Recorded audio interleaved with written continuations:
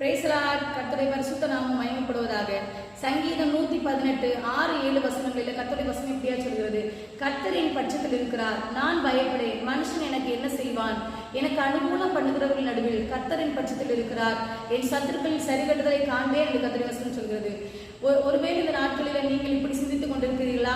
மனிதர்கள் எனக்கு விரோதமாய் எழும்புகிறார்கள், என்னை விழுங்க பார்க்கிறார்கள், எனக்கு விரோதமாய் சூழ்ச்சி செய்கிறார்கள், எனக்கு விரோதமாய் அநேக திட்டங்களை தீட்டி இவன் எப்பொழுது அழிவான், இவன் பேர் எப்பொழுது அழியும், இவன் எப்பொழுது சாவான் என்று சொல்லி உங்களை நோக்கி எதிர்பார்த்து கொண்டிருக்கிறார்களா?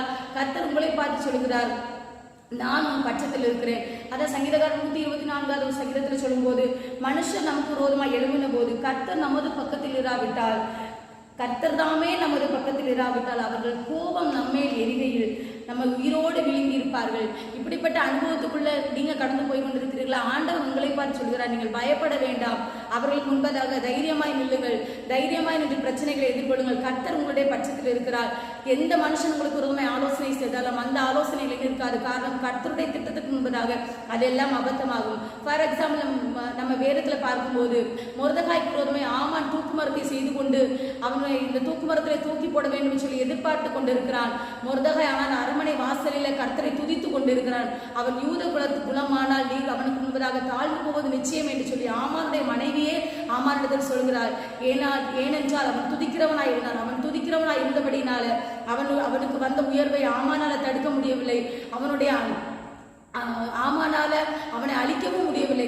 மாறாக காரியம் மாறுதலாய் முடிகிறது. அவன் எந்த தூக்கு மரத்தை செய்து கொண்டு மொர்தெகாயை தூக்கி போட வேண்டும் என்று நினைத்தானோ அதே தூக்கு மரத்துல கர்த்தர் அவனை தூக்கி போட காரியத்தை மாறுதலாய் முடிவு பண்ணினார். எனக்கு அருமையான தேவஜனமே, இந்த வேளையில மனிதர்கள் உங்களுக்கு விரோதமாய் சூழ்ச்சி செய்கிறதை நினைத்து நீங்கள் பயப்பட வேண்டாம். தைரியமாய் என்று செய்யுங்கள். மனுஷன் தான் வெட்டின குழியில் தானே விழுவான். அல்ல, மனிதர்களுக்கு பயப்படாமல் கர்த்தர் உங்கள் பட்சத்தில் இருக்கிறார் என்பதை உறுதியாய் எடுத்துக் கொண்டு அவரை சார்ந்து கொள்ளுங்கள்.